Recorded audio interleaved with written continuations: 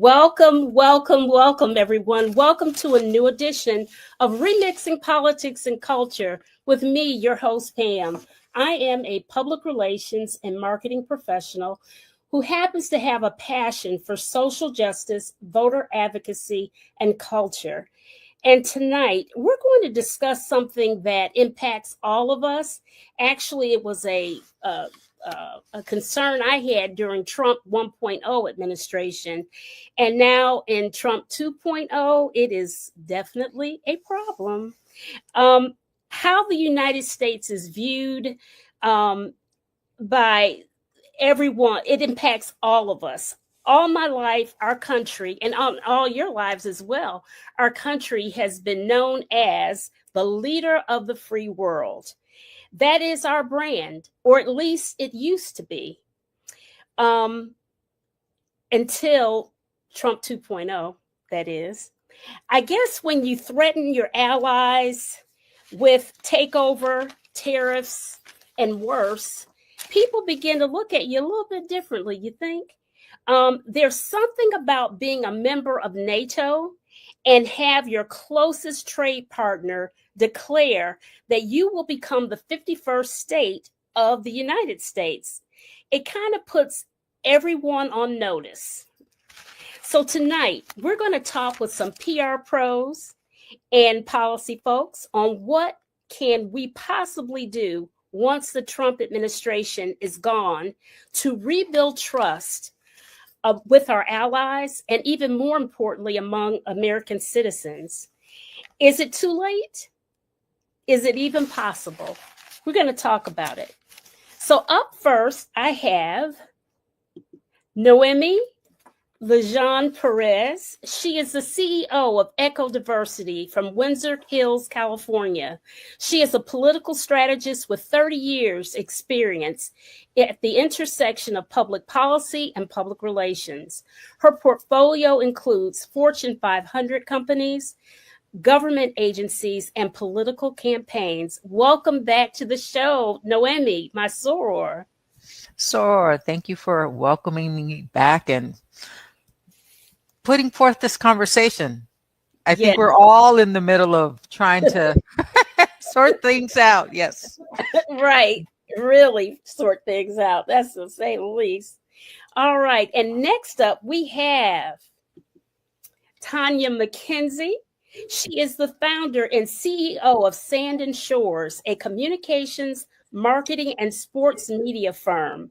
Tanya is a public relations expert specializing in storytelling, reputation management, and increasing brand awareness. She currently serves as the VP of the Black Public Relations Society in Los Angeles, Black Tech PR, and past president of the North Redondo Beach Business Association. Welcome to the show, Tanya, my soror.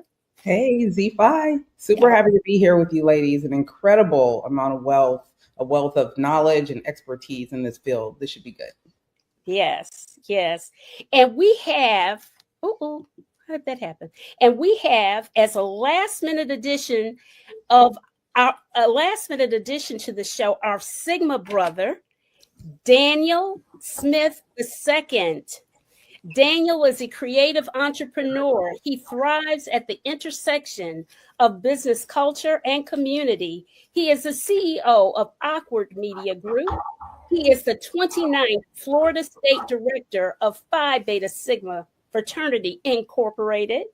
And he is a U.S. Air Force veteran. Welcome to the show, my frat brother, Daniel. Thank you so much for the invitation. It's a pleasure to be here with you and ready to get things started. Okay. So listen, guys, tonight's show, I don't know what that was. Anyways, tonight's show literally wasn't planned to be a blue and white family affair show, but it is what it is. So I see we have one of our sorors in the chat. She says, "Good evening, everyone. Hey, Loretta." Okay. And Loretta is from Michigan. She now lives in North Carolina. And Shelly Howie is a Michigander. Okay. So listen, Okay, guys, let's get into it. Noemi, I'm going to start with you. And this question is going to be really a round robin that for each of you to answer. Okay, so let's pretend, woosah, let's pretend Trump has peacefully, operative word peacefully, left office. The Dems take over the House and the Senate decisively. No contested seats, nothing but blue skies, right? Meanwhile, our allies are seething from the bullying that they've experienced in Trump 2.0. Excuse me. They're skeptical if they can ever trust the United States again due to what they have experienced. What needs to be done communications wise? Noemi, you first. Firstly, again, thank you for having me on your show and to discuss this particular issue. I think first and foremost, we need to center ourselves in how to even frame what we are experiencing, right? Mm-hmm. I refer to it as a neo-deconstructionist era. Okay. And to that point, and to the point to your question, what they're going to see and what we will be forced to engage in is reconstruction. So our nation is going to have to go through a reconstruction, both for our federal government and our perception externally. Internally, and that piece has to be discussed. There are two parties. I would say that for Democrats, and I'm speaking as one, as one that works within my party as a strategist, I think our party as Democrats has been undergoing a deconstructive process within for the past several years, whether we want to look at it and pay attention to it, right?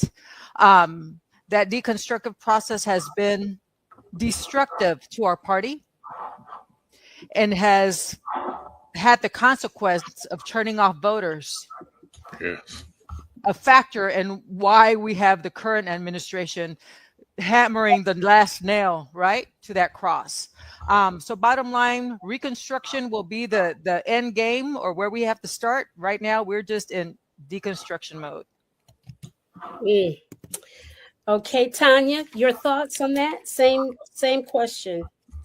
Whoever decides to put their hat in the ring and become the next leader of what was considered the free world, depending on what they want the relationship to be, because unfortunately we don't have control over what happens in the next election. All right. So that's the first part. Who gets elected, how they get elected, what help they get, and what they want their image and their relationship with the United States, with other countries to be.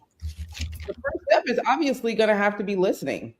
Shutting up and listening. We've always been the country that told other people what to do and how things are going to work. If we want to have a relationship, a good relationship with other countries, there's going to have to be some level of shutting up and listening instead of demanding what others are going to do. And from a traditional, calm standpoint, it's listening, acknowledging where you've messed up. It is letting them know how you're going to fix it. And then it is staying the course. Do we even have things in place to do that with even our allies, the people that we're supposed to be getting along with? They're not trusting us. How do I know? They're having conversations outside and around us. How do you build relationships? You have to start by listening, acknowledging there's a problem, and acknowledging your part in them. I just think we are not in a position anymore at this point to demand anything from anyone, because the pedestal in which we have stood on has broken.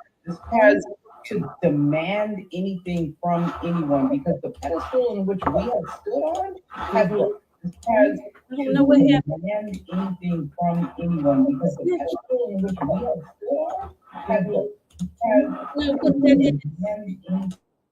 Huh. I don't know what that happened to us in another show.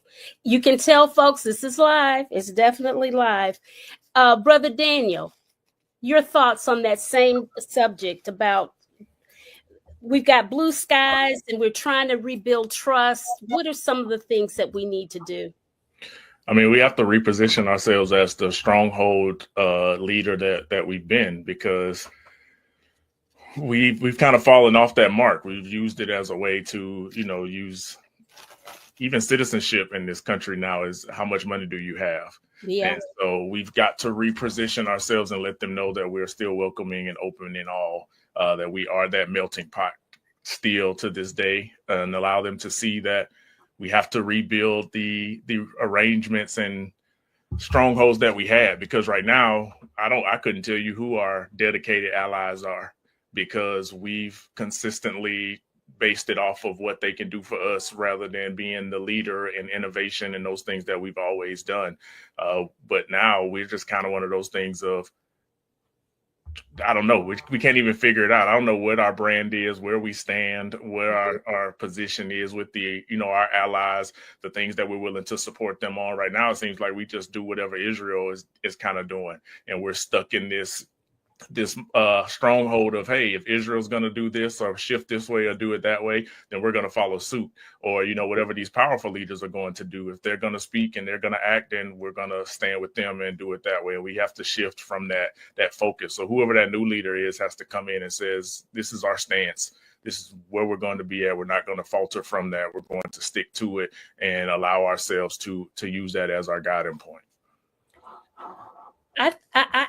I personally think that we're just in a whole lot of trouble.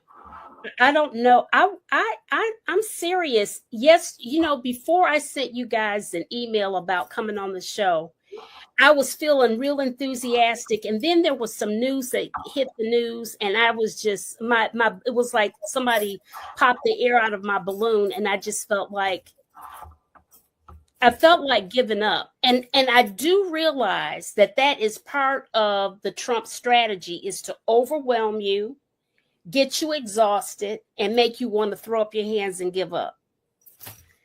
And if that is truly his strategy, they are superb at it, because it is exhausting. Even for those of us who just really believe in this work, I don't know. Noemi, you're often on Capitol Hill working with one of our sorors, a Congresswoman, Kamlager Dove. Ooh, it's a pin twister. Let me say this. And there's an expression that all politics are local, right? Yes. Everything, the rubber hits the road. So the real activities, right, are being felt at the local level. Right. So there's one thing about the activity that is happening within the Capitol, right, in Congress. Yes. And I think we need to see that as its own separate entity. On the ground, we are looking at NGOs losing their funding. Yes. We're looking at state governments, and because that's part of the work that I do as well, concerned about ensuring that they are perceived as aligning with federal regulations, whatever they are, lest they be threatened with losing their federal funding. On the ground, our universities, right, UCLA, other universities, are being sued and attacked by the federal government. Yes. On the ground, our school districts, right, are looking at losing money. In Nevada, the state government issued a notice the other day about the number of school teachers they've already fired or suspended in response to the Charlie Kirk situation. Before the school season has even started. And aren't they already short-staffed on teachers? By about 200. Yeah. So, yeah. So rubber hits the road. What is happening on the ground is really what we need to focus on. right? Mhm. And not lose sight of that, in my opinion. Mhm. I liken what is happening in DC. Think of Gladiator, the movie, right? Mhm. Yes. To your point, Pam, Trump every day he gets up in the middle of his ring. Mhm. Let the games begin. Who's Yeah. gonna be biggest warrior? And Mhm. he or she who makes the biggest stink of the day or for the day or sways the biggest hurrah through social media or media is the winner. And Mhm. so once you realize that is what is happening in DC and you disconnect and say, wait a minute, right? Let's focus on the ground. Mhm. We stop being a ploy in that game. Okay.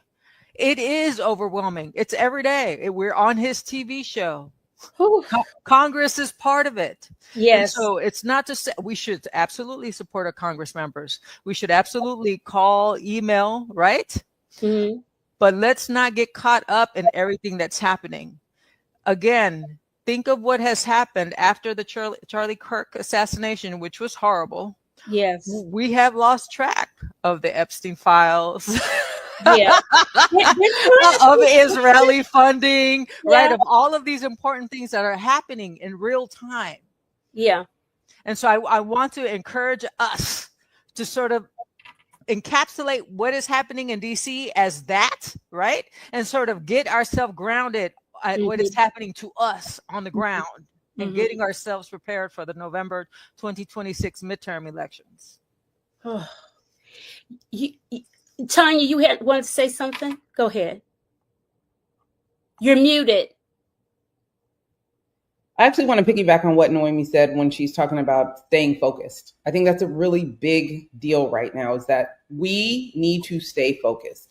And Mhm. what I mean is thinking bigger than the moment, Mhm. thinking bigger than in that exact time what he is trying to overwhelm us with because we're losing sight of things. The plus in all this, as Mhm. crazy as things are, if we look, somebody, I had a good conversation the other day and said, Black women should feel kind of honored right now because we are a big target in what's going on. And you're Yes. a target when you're winning. Okay. You're a target when you're winning. If you're losing, you're not a target. No one talks about you. That's why no one talks about the red states that are sinking in education, in healthcare, in maternal deaths. No one's talking about that. Why? Because they're already losing.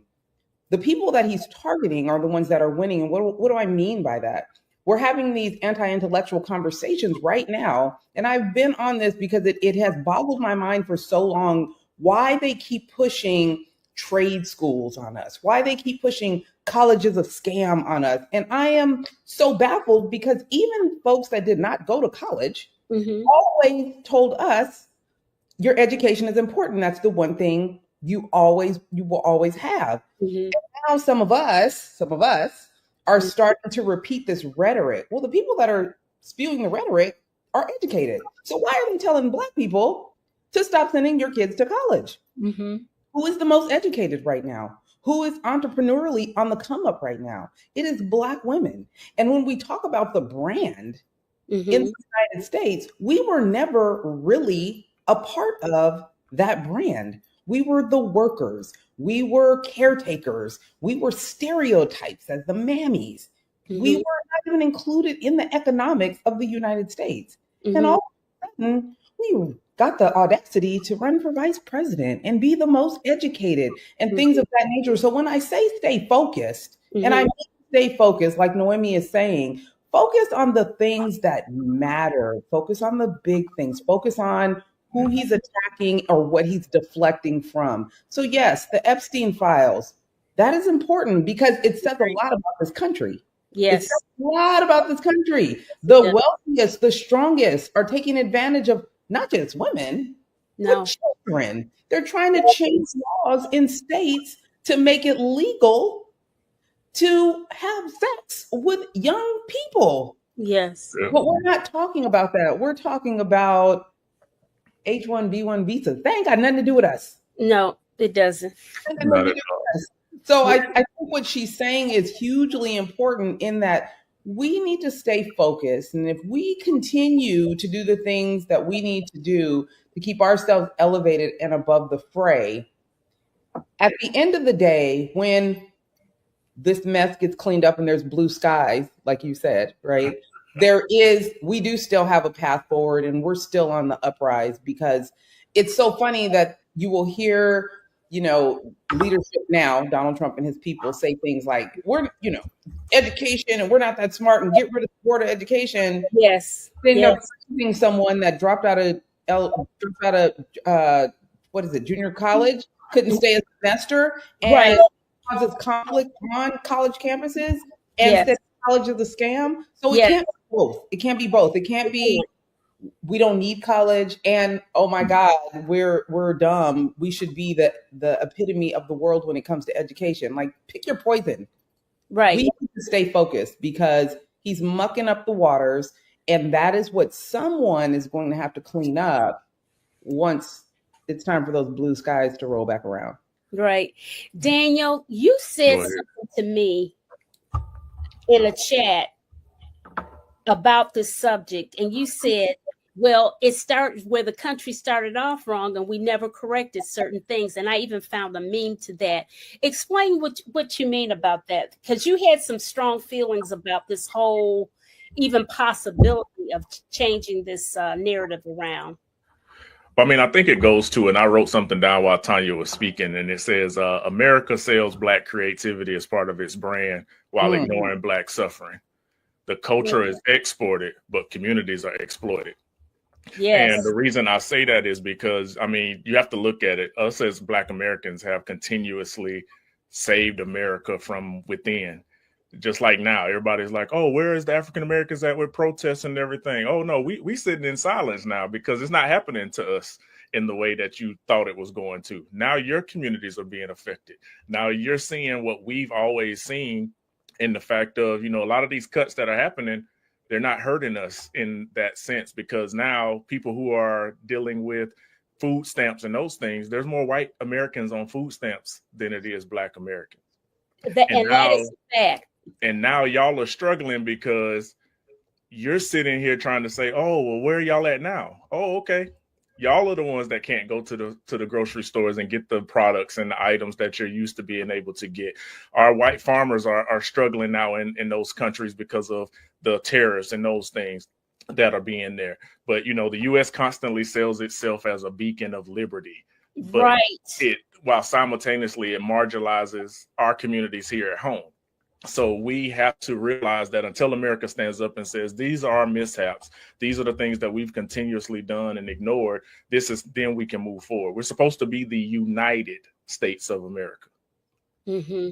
We're supposed to be united on one common front, but yet we've never gotten to that point. And now a lot of people that voted for, our current leadership are getting slapped in the face. Mm-hmm. And they're saying, oh, well, I voted for him. I thought he was going to do differently. Mm-mm. He showed you who he was.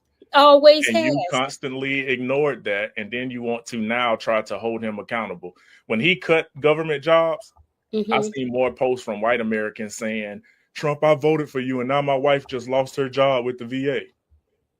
He told you that was going to happen. Just like he told us he didn't read Project 2025. But yet everything within that playbook is being enacted and instilled into America today. Mm-hmm. Absolutely. I want to read this comment from Renee Schalk.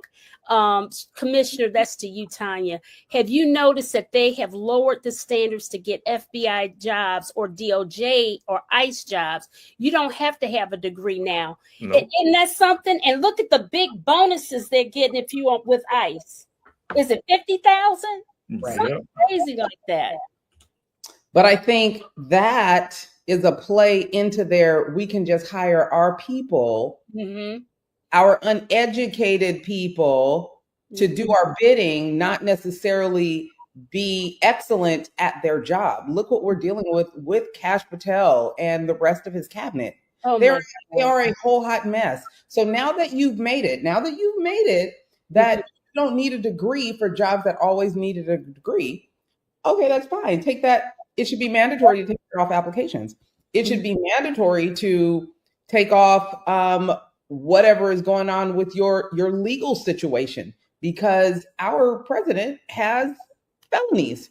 So if you can hold the highest office in the land, being a felon, and 34 the highest job in the land in law enforcement, and you can work for that agency without having a degree, you want to hire your friends. Well, we're also in that pool, because now there is no DEI. Right. So when I come through the door with all of my qualifications above and beyond your homeboy that ain't got no degree and ain't been to college, right, we need to have this conversation.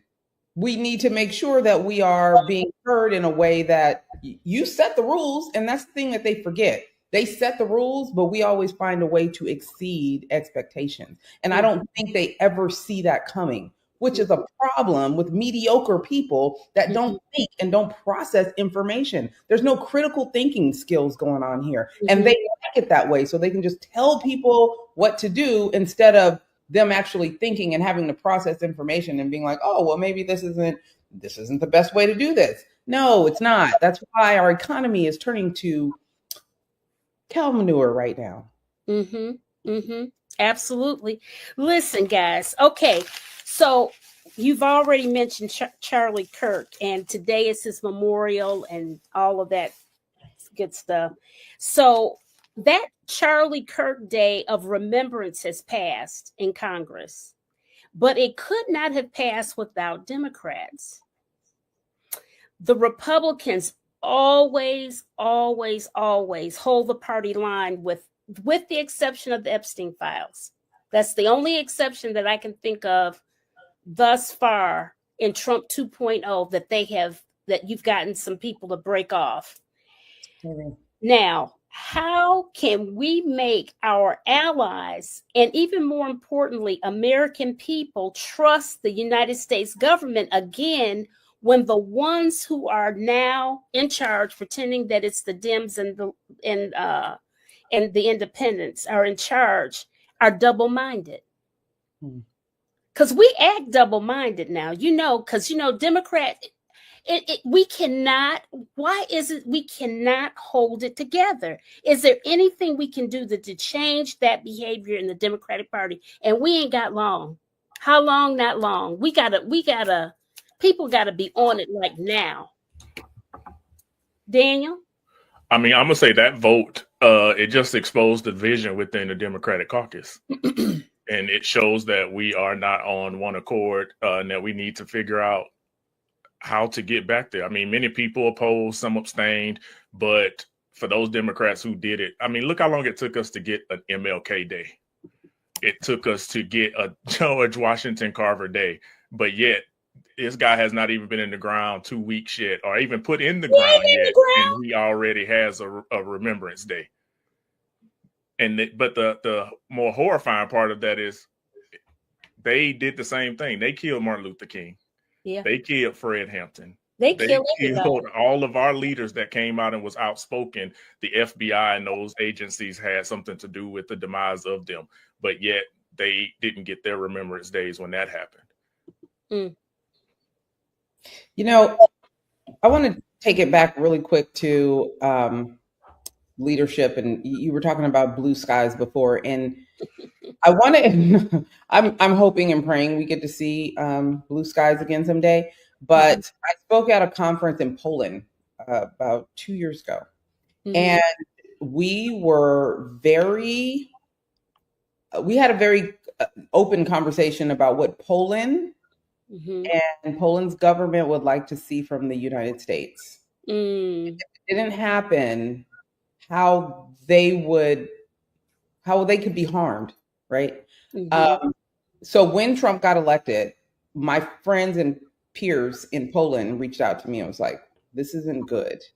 And without being hyperbolic and over the top about it, it was pretty upsetting, because I think you really want to think, he can't be that bad. He can't be that bad to where not only will he harm, the least in our communities, in our country, but allow for other countries to get hurt by his actions. And they were very clear that if he gets elected, something's going to happen to us. And what happened last week was that drones over Poland. Yes. Several. I mean, it's happened several times. And Ukraine, ever since that Alaska visit, they got attacked worse than ever before. Right. I mean, it's always the opposite. And he's there clapping for Putin. And I mean, just the insanity of it all. It's just, and then, this trip to England, they did all of that pomp and circumstance because they knew that that's what he loves, right? So they say, okay, we'll give him the carrot. We'll treat him. We'll make him feel like a good little boy, Donnie. We're going to give you the carriage ride. We're going to do the meeting of the guards. We're going to do all the things. And to think that he would switch over and behave like a good ally should. And it's not going to work. Because he's beholden to Putin, period. Point blank and the period. And he is compromised. Noemi? You're muted. Where do I start? No. And let me give you some context. During the first Trump administration, I was a hard progressive. Mm-hmm. In part because that space allowed me to rage against the machine machine being the Trump administration. When we were back in office, i.e. Biden won, mm-hmm. there was a personal difference that happened to me. I wasn't sure whether the Progressive Party went further left or I went center. And so since then, again, and this was during the Biden administration, I began to privately identify as a moderate progressive. Take mm-hmm. that to whatever that means. Uh-huh. It is also the reason why I could understand that the party lost votes to the Trump administration. Right. With that said, and I share that as context, I really didn't know much about Charlie Kirk. Even less about Turning Point USA. I've made the point to research for myself to understand why in the world did he right. have so much of a following. Right. A key point of perspective for us, his movement, which is youth-based, yes, okay, helped the Trump/MAGA mm-hmm. team achieve 10 points from the youth vote yes. of the Democrats. Yes. That says a lot. Says a lot. It says a lot about his reach, right? And mm-hmm. his level of influence. Yes. I also did know he was a community college dropout or whatever it was. Yeah. I venture to guess he might have an influence, Tanya, to the point about universities and what are they good for. Mm-hmm. I sense that for the length of time that Turning Point has been around, and they have over like 2,000 chapters nationwide or something like that. I didn't know. I had no clue. Mm-hmm. That his movement has had a key role in the anti-DEI movement and in the targeting of universities here and now. Okay. With that said, I will remind people espoused Confederate soldiers and built monuments for them that still exist to this day. Right? Don't lose focus. Don't lose focus. That is not the machine that we need to rage against, nope, right? It is not.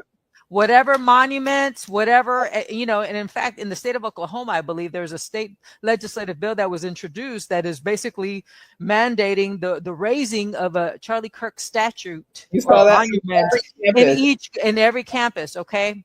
Oh my God. Oppose or support according to your opinions and beliefs. But again, don't lose focus. Don't lose focus. Okay. Having said all of that, I have listened to several videos of his to understand, okay, where are these pieces, right, that raise red flags, mm-hmm. Versus all the good that people say he espoused and represented.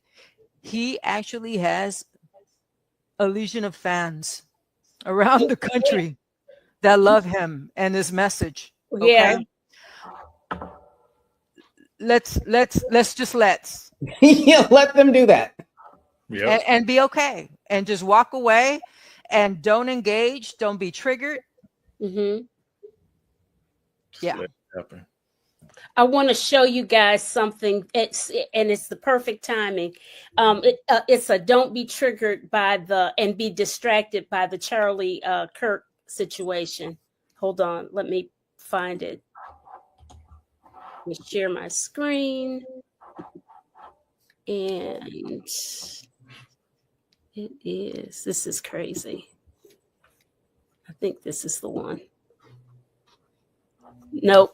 Well, this is Pastor. And the irony is, even his quotes, here. in or out of context, were rarely uplifting or kind. Yet now, his supporters are turning coffee shops into battlegrounds just to honor him. It's not just over the top, it's disturbing. And honestly, it leaves a lot of people at a loss for words. Okay. Let me. What's happening at Starbucks right now is honestly wild. Supporters of Charlie Kirk have started this strange ritual where they order what they're calling Charlie's drink, just a mint tea with 2 honeys. But the part that's blowing up online isn't the drink itself, it's what comes next. These customers are placing their orders under his full name, expecting baristas to call it out exactly. And if the barista only says Charlie instead of Charlie Kirk, supporters are storming up to the counter, yelling at staff, and in some cases even doxing them, trying to get workers fired for not announcing the full name. There are now videos circulating everywhere of baristas being screamed at over something as small as reading a cup order. It's escalated to the point where a simple tea order has turned into harassment. What we're watching is a new level of obsession, almost a deification of a podcaster. And the irony is, even his quotes, in or out of context, were rarely uplifting or kind. Yet now, his supporters are turning coffee shops into battlegrounds just to honor him. It's not. So here's the thing. Let me comment on that. This isn't bizarre? This isn't the first time we've had sycophants. Hold on. Oh, I'm sorry. Hold on. Let me. Hold on. I'm sorry.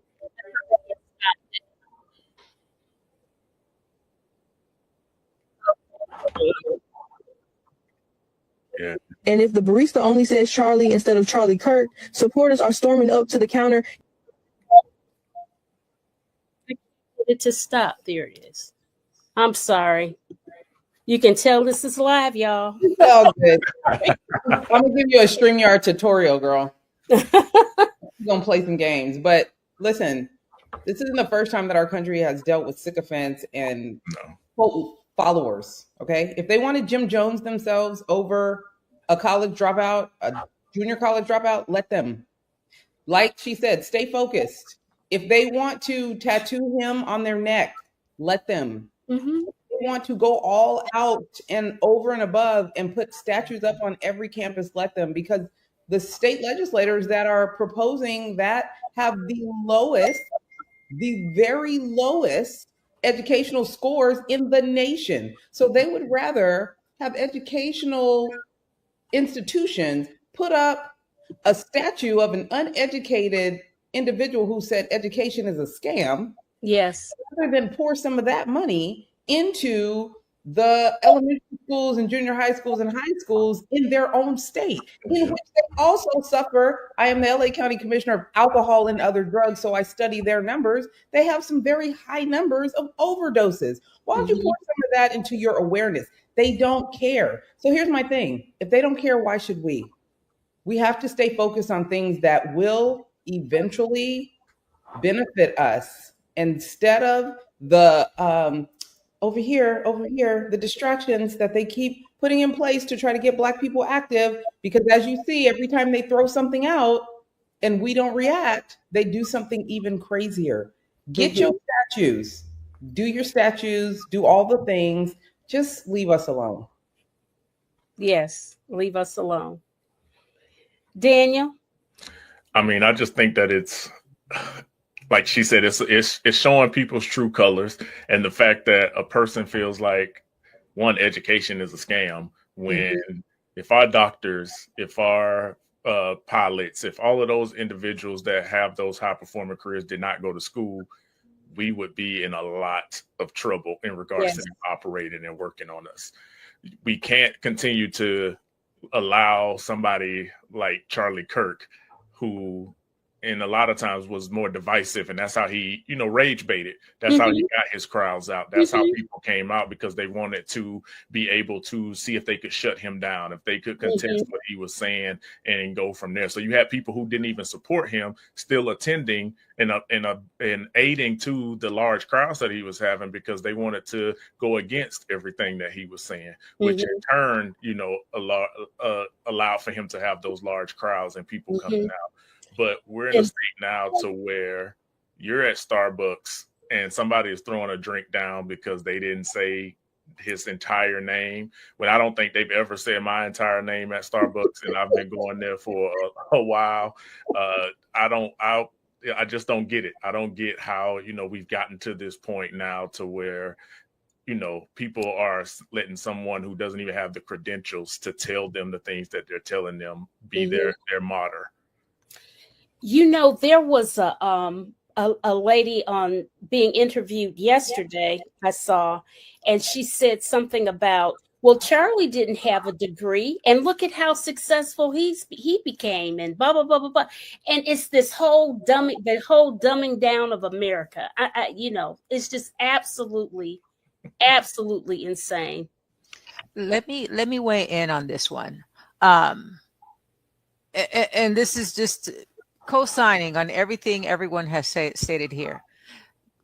In terms of brand and how we are seen around the world, yes, I think we are seen like a big WWE TV show right now, right? Well, and they're going to do a WWE on the White House lawn, right?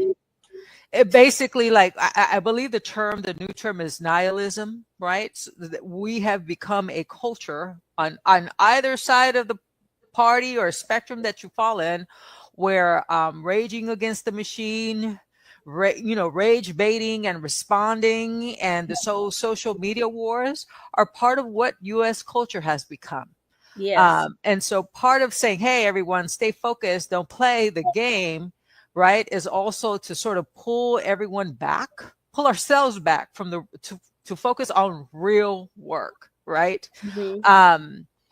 Again, it's not to downplay some of the negative things he has said, or he did say. And each one of you might have something that might have irritated you the most out of everything he stated. I think for me, the most incendiary and quite frankly dangerous statement he made was when he stated that the United States was experiencing I think it was like a white erasure theory or something to that effect. And I was like, whoa. That goes back to early day America, right? Where the military was sent out, right? To push back tribes and to basically, protect its white settlers. That whole conversation about settling, right? And whose land is this and all of that, it's re-earthing all of that. And that is something that affects everybody that doesn't fall within that particular demographic. And again, it's not to debate which of the many things he said was worse, just sharing what was to me the most flagrant thing out of everything he has said. And yet, and this is part of the bigger concern for me as well, he is seen by Christendom, conservative Christendom, right? I don't want to use the word prophet, right? But he's been given that level of using the word Christian in it. But then you wonder why people are leaving the church. That's a whole nother time. But then we wonder why people are leaving the church. There are Black people in that audience too. We wonder why people are leaving the church. So our nation is in a process of deconstruction on a lot of different levels, right? And so, I want to believe that there's more of us. And I'm not saying fight, right? Or don't fight, rather. I am saying fight, but we have to fight intelligently, right? We have to not get sucked into the whole rage baiting. I have to remind myself not to do that on a regular basis, right? And sort of pull in and say, okay, all right, party, even within our own ranks, what are we doing or not doing wrong, right? What are we still doing to lose supporters? But that whole MAGA movement, everyone, is full of Charlie Kirks. So yes, he has passed away, and awfully so, right? Yes. But there's still a whole slew of them. Are we going to fight each one? No. No, we can't. And we don't have the time or the energy to be doing that, because what if you notice, every time he's doing one thing, something else is going on the other side, and it's just too much. It is too much. And one thing that Renee said, I'm gonna put her thing back up here. She says, Noemi, like you, I did not pay attention to Kirk. I didn't either. What I believe is that they're running scared because they now have a big hole in their 2025 plan.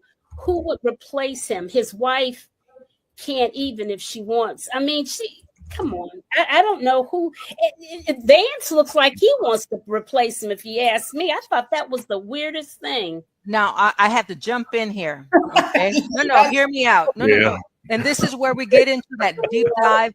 This is where we get into that deep dive PR marketing discussion. Hear me out. PR is one of my professions, right? Right. I really should have been paying attention to this movement and their influencers a lot longer. I did not know that some of them have had platforms for 8 or more years. That they've been building their following for this whole period of time. That they have a whole news networks, right? That they influence policy to that degree. Shame on me. Okay. Shame on me. All of us. Or maybe hello. New. So we were blind to it, right? And so now I am professionally studying them to understand who they are, what their platforms are, what their reach is, and understand the influence they have. And with that, hear me out. You're going to laugh, Tanya, but seriously, when you're talking about PR and marketing, if these are the influencers that our nation has, that is influencing policy, are they accessible? Are they reachable to have logical discussions on, to have empathetic discussions on? Okay. What I have seen most recently, right, is many of these influencers actually turn and voice dissent with the Trump administration on the Epstein files, on Gaza, on a number of issues, and that included Charlie Kirk. Okay. So at the end of the day, we are experiencing a situation where a whole new different set of people have been given prominence. Those are them. So again, rest in peace to Charlie, but we still have the rest of them. Yeah. And I mean, you have to think of it. They've made MAGA a movement rather than a campaign. And we as Democrats and on that side, they have to do that. We've been running campaigns and not movements. And that's where we've kind of lost that stronghold. Because when I think of MAGA, I think of it the same as like Chick-fil-A. Chick-fil-A told you who they were. Chick-fil-A said, this is what we stand for. We're not changing. If you don't want to eat here, don't eat here. And MAGA has done the same thing. They've said, this is what we stand for. It's us versus them. They claim that it's the elites versus the lower tier, but it's always been more of a movement of trying to corral those people and get them to come together. Whereas we as Democrats, we've been running a campaign, Stronger Together, and those things. And we've got to create our movement, and we have to build spaces where people feel that same energy. I mean, think back to the days of Barack Obama. We felt that energy.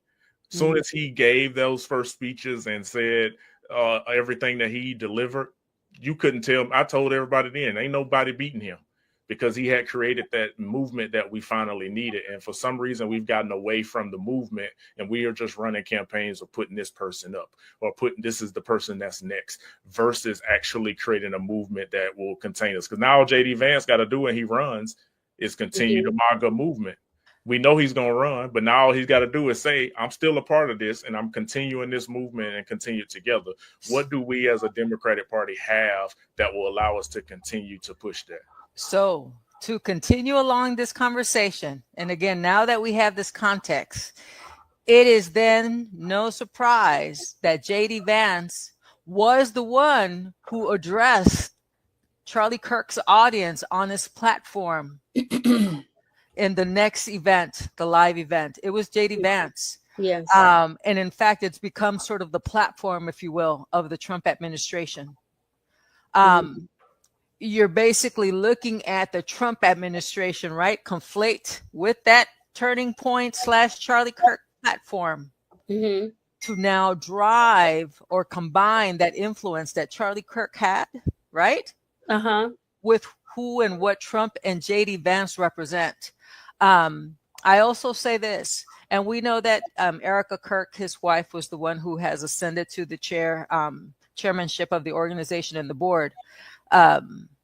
But JD Vance would naturally and logically be the next GOP frontrunner to run for president, right?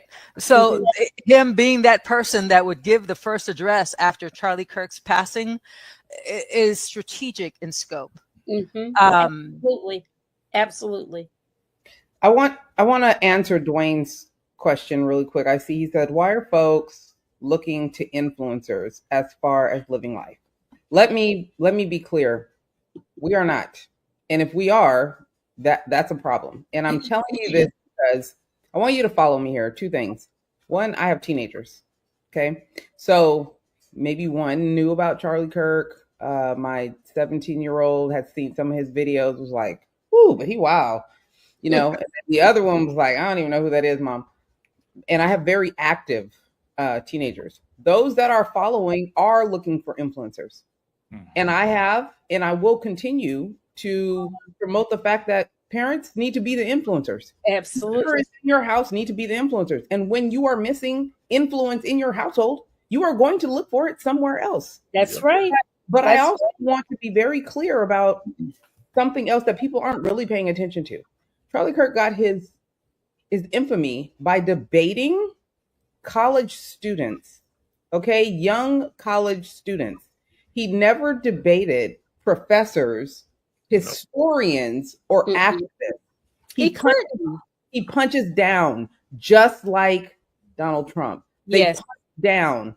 So our job is to continue to elevate the knowledge, the power, the opportunities for each other, because they don't come for the ones that have the knowledge, the power, the opportunity to make them look bad. He got it from him. But also I want you to pay attention to the fact that Candace Owens was with Turning Point.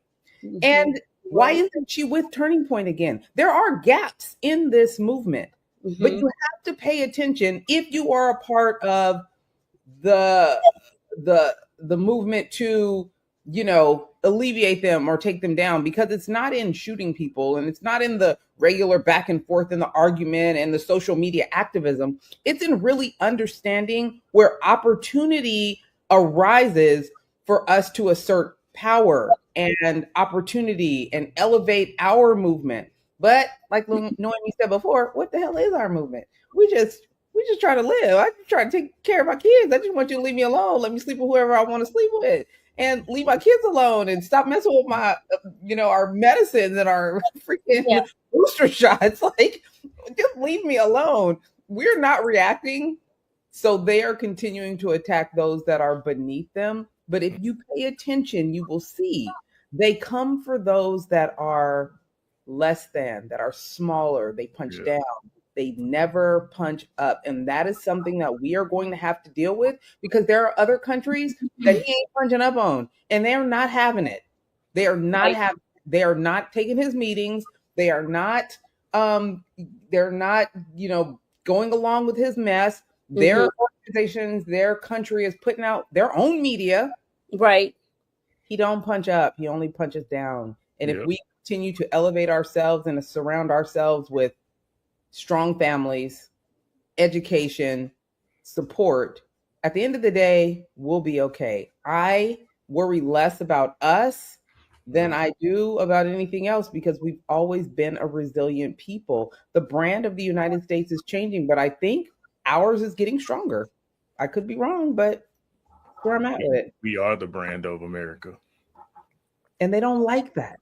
No, look at it. I mean, they pull from our music. They've pulled from our cultural identities and everything that they do. It has come from us as Black people, as African Americans. Everything that they've utilized to push forward or do or steal from came from us culturally. The Black man was the leader of rock and roll, but then they tried to shift it and go from there.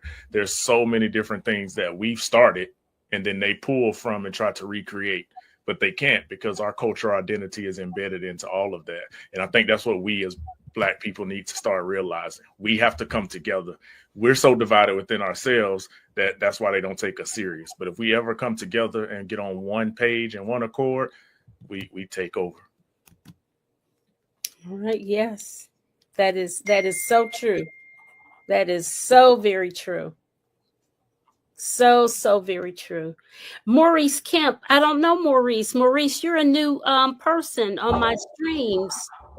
Got some interesting concepts that you're putting in the chat. And no, their indefensible claims don't need rebuttal point by point. We ain't got time for that. Nobody has time to try to defend why Black women are important. Nobody has time to defend why Black women can think or why they deserve the space that they have. Nobody has time to debate why a Black woman is more educated and qualified in a position that she is in. Nobody has to defend why Black women aren't stealing white people's jobs. We're still underpaid, okay, underappreciated, and the first to get fired. So no, sir, I'm sorry. Nobody has to defend that. We ain't got time for that. We have time to build our communities, make sure our kids know who their influence really is and don't go looking to people like Charlie Kirk. Amen. Say that again. You know what? And Edith, you're bringing up something that I was going to touch on. She says, so how is the Democratic brand getting stronger? What do they need to do specifically to strengthen the brand before the midterms? I tell you one thing that we need to do with all of this hubbub that we made about Project 2025, some of your people, independents, Dems, whomever, need to make sure that we've got something written up for what we're going to do to get the hell out of this mess that we're in now. There needs to be an anti-Project 2025 to counter what they've done, because what really has blown my mind is how quickly things unraveled. Yeah. I didn't realize democracy was that fragile. I didn't. It's flip-flopped so many times. That's why it's so fragile as well, because at one point the Democrats was the Republican Party, and it's kind of switched and gone verse. We haven't maintained a consistent. But to answer Edith's question, I mean, I think we need to create a clear emotional identity within the Democratic Party. Instead of trying to label ourselves as we're not Trump, we need to establish, like you said, what our plan is going to be, how we're going to do it, and to work from there. Then we got to reclaim patriotism. We have to make that the stronghold of our country, is to be proud of where we are and be proud of the things that we're doing from here. And then we got to simplify. We got to simplify the message.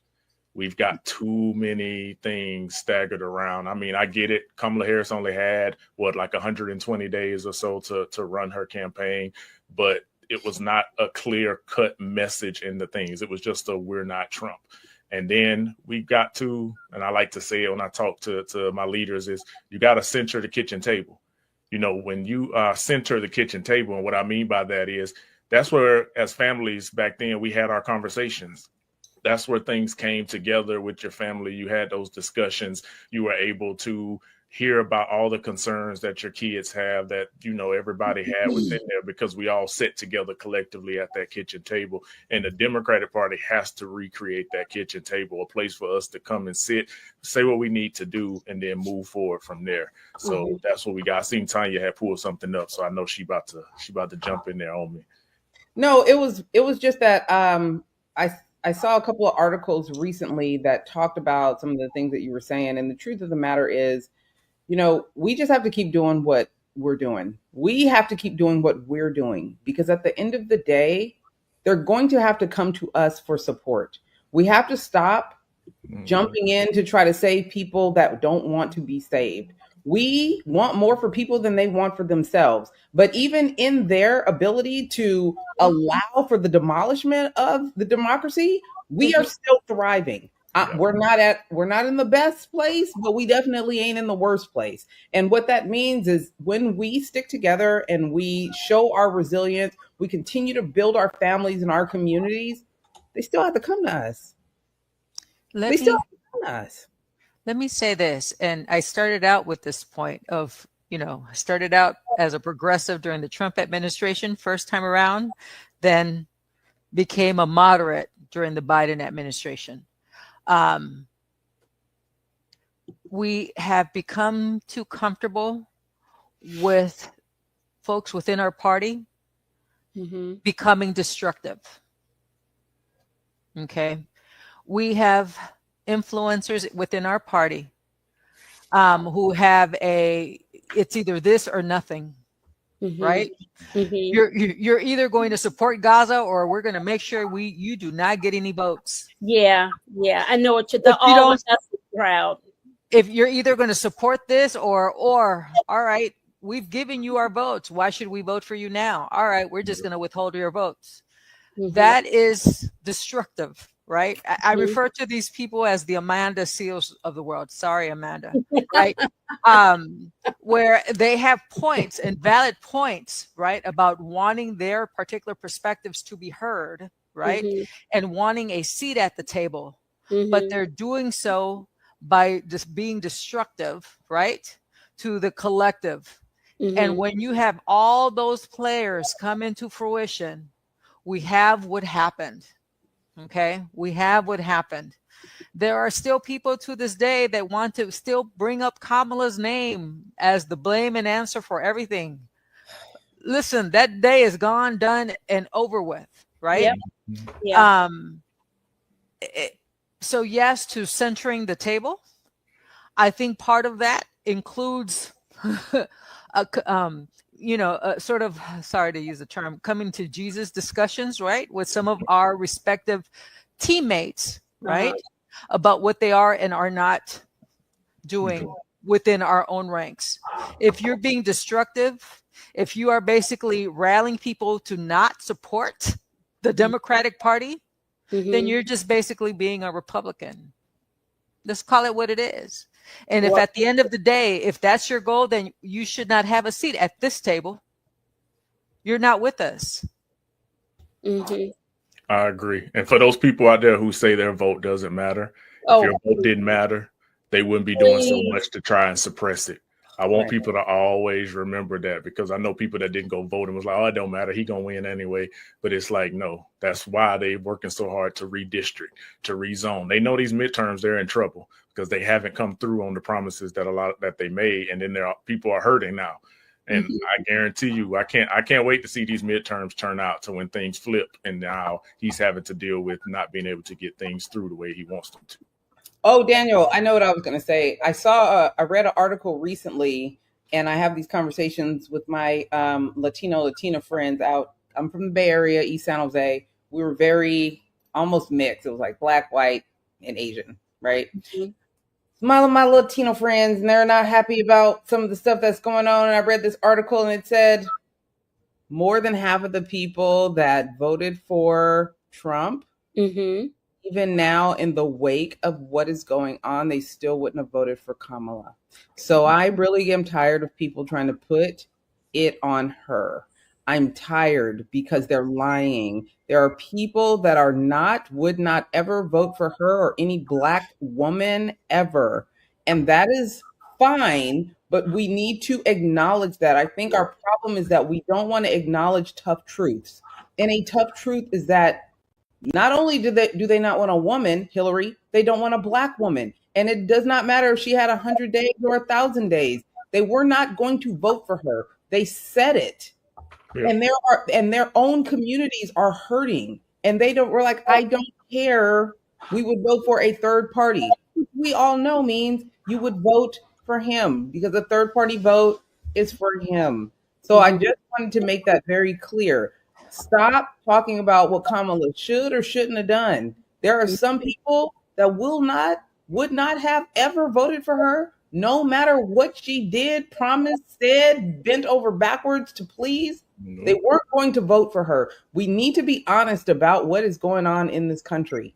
We just need to be honest.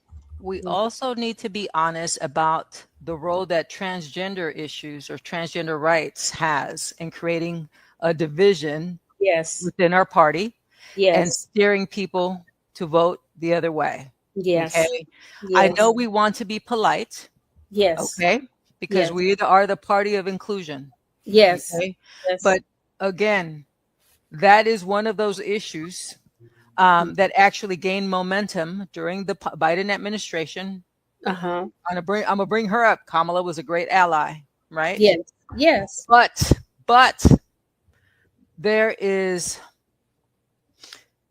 it's become a divisive issue within the party, although people will not openly admit it. That is actually tied also to the point that Tanya make. There are certain things that certain people just will not openly admit to, right? Yes. And it is what it is. Having said that, part of the strategy for the Democratic Party has to be you have to listen to your actual voters.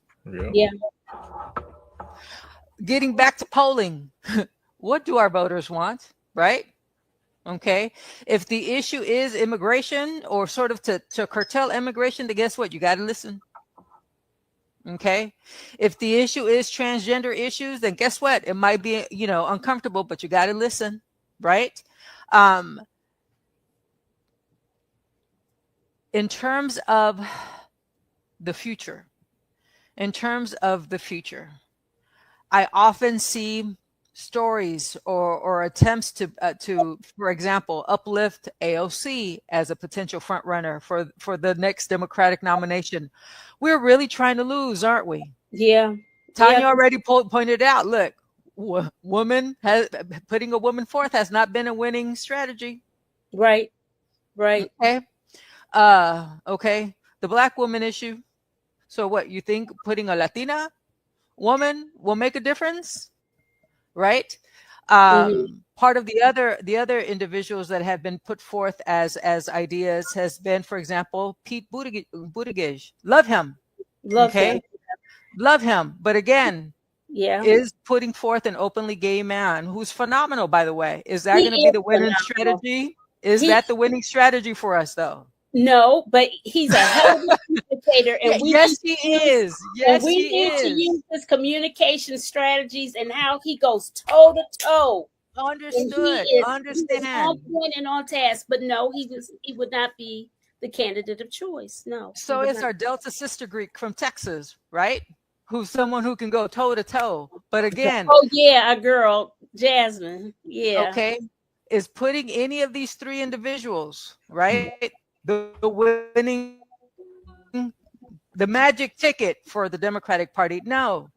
And so again, it has to, using your term, Daniel, recentering ourselves, but recentering ourselves to what it is that the voters want for the party, right? And in turn, what the damn winning strategy is for the Democratic Party. And I know that there are progressive friends of mine out there. They're like, oh my God, Noemi, where have you gone? That's what I mean in terms of like, I had to come to a place in my political ideology where I had to question whether the party had left me and become far more left than I was, or I was veering more to the right. But again, moderate progressive, right? There isn't too much progress happening if we're going to continue having to live under the alternate, which is the far right movement that we're experiencing now. Come on now. Yeah. Absolutely. We've got to be the party of tomorrow because they're the party of the past, and that's what they're trying to push us back. Amen. Oh, hello. You said that. I'm gonna steal it. It'll be on a meme tomorrow. Take it, but that's got to be our slogan going forward. We've got to be the party of tomorrow and remind folks that they're trying to take us back, and we can't move back. There's too much innovation and technology and things that have to continue to push us forward. And until that is known, that should be the Democratic Party's movement. Is we're the party of tomorrow. We need Jasmine. We need Jasmine or Kamala to be the Attorney General and just move forward. I don't know. Imagine if we had Kamala as our Attorney General when January 6th went down. we would not be in this place now, because she would have prosecuted him. She would have gone forward, and she would have followed the law, not the politics. She would have followed the law and not be so anxious to be so perfect. And I got to just do all of this. Even Merrick Garland's former professor at Harvard was wondering, what are you doing? Do something. You got it. And we have, and everybody wants to blame McConnell too, but yeah, he has a lot of blame too. But listen, we were in power. We had the power to do it. Playing nice. And we didn't do it. We're tired of them playing nice. Like, yeah, out, get it done. Forget right. playing nice, get it done. Yeah. And our brand is weak right now. That's all it is. It's real. It's on a. It ain't leader of the free worlds thing. It's not. Oh, it is not. It is not. And so, if I may say this to Tanya, in response to the Latino comment, the feedback you should take from that the observation of what your colleagues have stated, is that they're actually conservative to a degree. On some of those issues. So again, our failure, right, to not acknowledge that there are people who sort of veer a little bit, off center in some shape or form, is part of our mistake. But here's the thing, Sam. Here's the thing. I'm fiscally conservative. My husband is fiscally conservative. We're fiscally conservative. And I think we need to be able to say that without fear. We are fiscally conservative, but we are socially progressive. Correct. There is nothing on the right that appeals to that. So our job is to appeal to that, because most of us come from families, especially Black families, they were fiscally conservative. We were about saving money. We were about investing in home ownership. We were about all the things fiscal conservatism was about, taxes and staying out of my bedroom and things of that nature. But now this other group is turning conservatism into something else. So I do understand people of color that are really trying to stick to their conservative values. But yeah, this is a cult right now. That ain't nothing that we rock with. We've got to get those Rockefeller Republicans back. Like, we have to be clear about who we really are. And I think being afraid to say that, because like Jasmine, I ain't never scared. I'm gonna tell you, we are fiscally conservative in this house. My husband is in tech. We don't play when it comes to money and taxes. But at the same time, we also care about people. We care about how they live. We care about how they progress. We care about the fact that drugs are plaguing our communities. That matters to us. Yeah. We care about what happens with our young people. So investing in them is important. You can do both. You can chew gum and walk at the same time.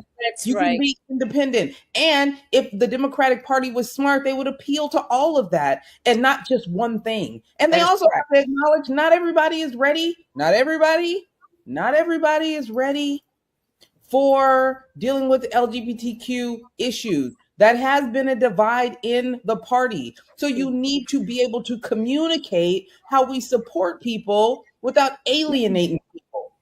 We are not doing a good job in communicating. We are not doing a good job in letting people know that this is a big tent party. Right. Just communication skills, guys. Get them.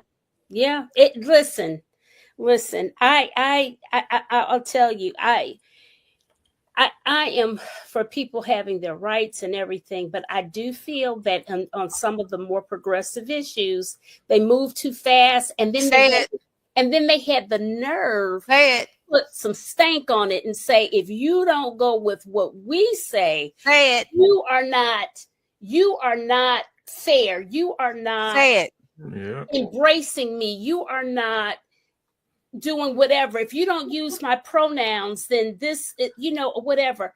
Listen, you don't have to threaten people to do something that is the antithesis of the English language. Okay, I'm just saying.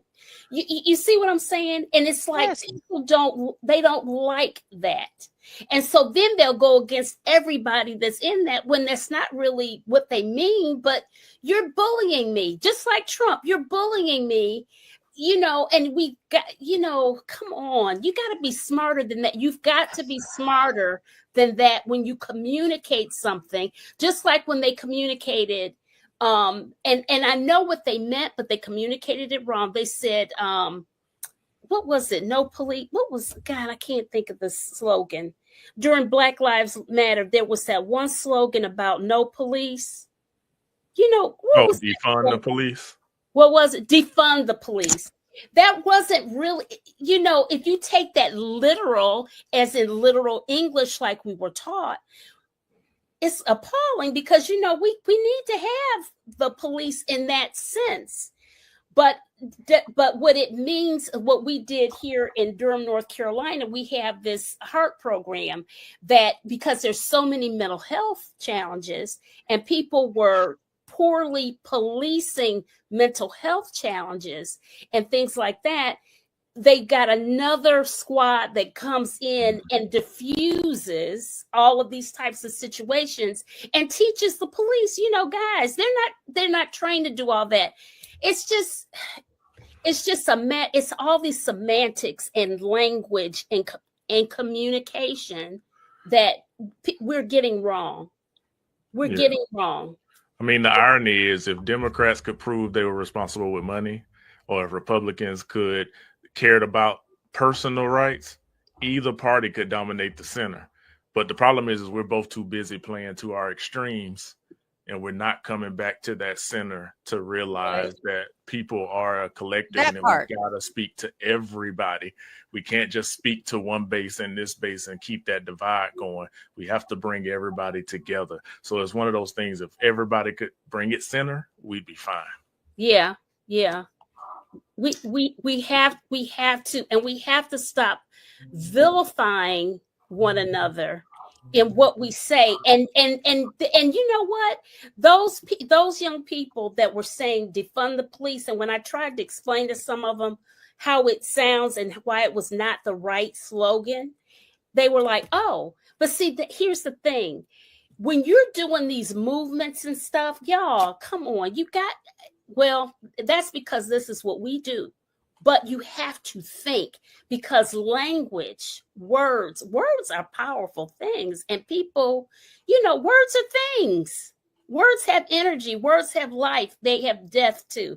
You've got to be able to communicate it in such a way that it's not going to kill your message, kill your whole vibe or whatever, Hey, Dwayne, I want to comment to Dwayne real quick because he's killing me. I don't know which way he's going. He's like left, right, center over here. But he said all over the place. He's all over the place. But Dwayne, when you say Kamala is just not that impressive, I would really love for you to comment what wasn't impressive about her. Because let me be very clear about one thing. While we are over here struggling, trying to figure out what's going on with these Epstein files, she spent most of her career fighting against trafficking and children being abused in the Bay Area. I'm from the Bay Area. I watched my mom get shot, and I watched Kamala's office prosecute him and keep him behind bars because he was such a danger. And there are so many stories about how the work that she did in the Bay Area not only saved lives, but allowed for young girls and women that were abused to be taken care of and feel safe again. She ran the police department in California. I have a very close friend that worked for her. So if you just saw her on paper, there's absolutely no way in holy hell you can say that she's not impressive. Her resume was outrageous. But that's what I mean. That is absolutely taking away from. That's an example of destructiveness.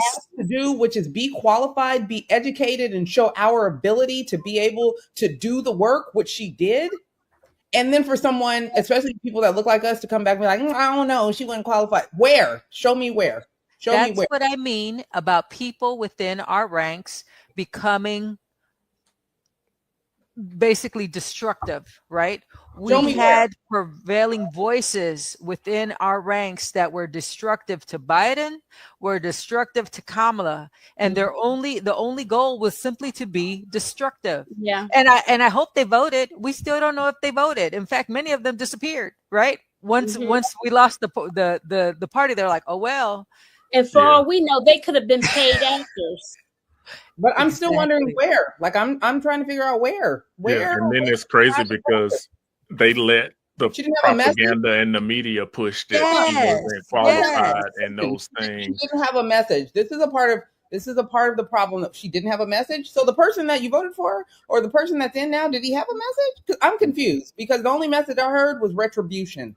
The only message I heard was they're eating the cats and dogs. The only message I heard was who was getting deported, because the only message I heard was negative, nasty, not unifying. And I'm confused on how she was not impressive. Have you seen a resume? And the message was very clear. And She let me laid say out this. the message, No. the plan. I never saw a plan from the other side. Not only was it impressive, but everything that she said, which was impressive and true, has come to fruition. Yep. Everything she said was going to happen. I've been waiting for her to just come out and do what I told you so. No, She no one has did. No, she didn't have to do that. Before, we need to defend everything word for word. No, we've already said I have to, and now we're living in it. Those deconstructive voices, okay, that actually position themselves under the guise of being progressives, okay, were in part why I became more of a moderate, right? I also, at this, if my sources didn't notice this, as PR professionals, there was someone within the party that kept leaking information to the press, okay? So there was a very serious undercurrent that was constantly, downplaying Biden, right? Playing into that. And then when Kamala became the front runner, then Kamala. These were voices within our respective communities, okay? That it was all or nothing, and so again, I go back to say, we are part of that deconstructive process that led to what has happened. And I don't mean you and I, but those of us in our community that played those roles. And I don't know if they were just being antagonists for the sake of being antagonists, right? Like those individuals that go to Starbucks and purposely want you to say it, or they're throw a fit. Cut down. And so what happens when we have various movements within our party who played those parts, right? They were just destructive in general. So stop bringing up Kamala. Stop trying to blame things on Kamala. Bless their whole hearts, right? We've got to let that breathe and just move on from that. But with that said, right, it goes back to not being part of that whole, gladiator performance, that WWE ring. That's what that is. And how we, allowed space for that. And who exactly those people were. I still to this day, Tanya, don't know how the whole Latinx thing came to be. It came through the federal government during the Biden administration. And I was like, what? That's a whole marketing. Yeah. You see what I'm saying? There's something that happened within that during our administration. I'm speaking as a Democrat, right? That veered far more left than we had been previously seen, okay, and that really started dictating certain cultural norms and PR and marketing and branding us, right, in a certain way, and we ended up losing the whole brand or message of who we are. So we do have to rebuild. But with that, we absolutely have to have those internal conversations, and sometimes it's to say love you, but your team doing too much. Yeah. Okay. Hey, love you on the whole, respect on the T. But when we're forcing and having debates on pronouns and this whole piece of what is cisgender is and all of these components, and that becomes normalized, team doing too much. You're turning people off. That I love that, team doing too much. That is a very polite and succinct way to describe all of that. Yeah. it takes us off our main focus, because if we focus on the main thing, everybody's going to be okay. You know, because equality is equality, period. And, you know, and the same with the people who decided that they were going to focus on Kamala and just arguing every bit of who she is and who she's not and what her qualifications. Team doing too much. Here, have a seat. Right? Yep. You're doing too much. Have a seat. We need to have those type of conversations. Mm-hmm. They're destructive to us. Yeah. Here's Renee with her paragraphs, and we're gonna go after this. Trumpster leaned into his male whiteness. Kamala didn't lead into her female blackness, probably because of possible backlash. She was an amazing candidate. Noemi, it is difficult for us to stop focusing on Kamala when she just put out a book. Oh God, I didn't even want to bring up that book. Yeah, I don't even want to do that. That's a whole nother show. She even said she wanted Buttigieg. However, he is gay and she is black and she's married to a Jew. So that would have been too much. Doing too much. Team doing too much. Okay, guys, listen. We have gone a whole half hour over. And I have enjoyed you all so much. You guys in the chat, y'all were just lit with so many things. I'm trying to get the last few out. But I appreciate you all so much, my blue and white family. Absolutely. Always. I blame the Bay Area because team doing too much. All of that came from the Bay Area. That's what opened the door. Thank you for having us on. The Giants and the 49ers won today, girl. I take it. I'm doing too much today. Okay? Doing too much today. Oh, man. Too much. All right. So listen, my daughter told me, she made me this outro. So I'm going to try it again, Gabby, to make sure it ends right. And we're going to see if it ends right, or I'm going to call you Team Too Much. I don't know if you listen. I got you. Anyways, guys, I appreciate you all so much. So much. Daniel, it's been a pleasure meeting you, my brother from Florida. Always. Tanya, it's so good to meet you live, have this interaction other than online on social media. I know. And Noemi, always, we've seen each other many times and stuff at NABJ and all that good stuff. So my blue and white family, let's wave off good night. Part 2.